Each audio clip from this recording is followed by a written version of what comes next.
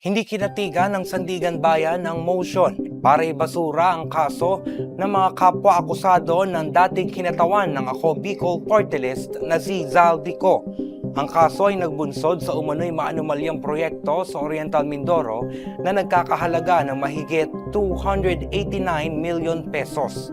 Ngayong araw, naglabas ng resolusyon ng ika-6 na dibisyon ng Sandigan Bayan para ibasura ang Motion for Reconsideration o MR ng kampo ng siyam na dating kawani ng DPWH. Isinampa nila ang MR matapos ibasura ng Sandigan Bayan ang kanilang motion for leave to file demurrer to evidence. Ang motion na ito ay parte ng hakbang ng mga abogado nila para subukang maibasura ang kaso. Ayon sa hukuman, binasura nila ang MR dahil inulit lang naman daw ng depensa ang kanilang mga argumento sa kanilang isinampang motion for leave to file demurrer to evidence.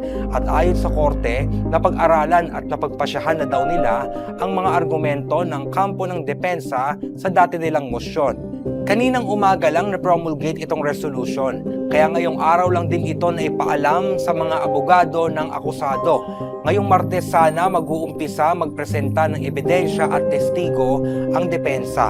Pero dahil ngayong araw lang sa kanila na ipaalam itong resolution, naghain silang lahat ng motion para ipagpaliban muna ang paglilitis. Kinatigan niya ng korte.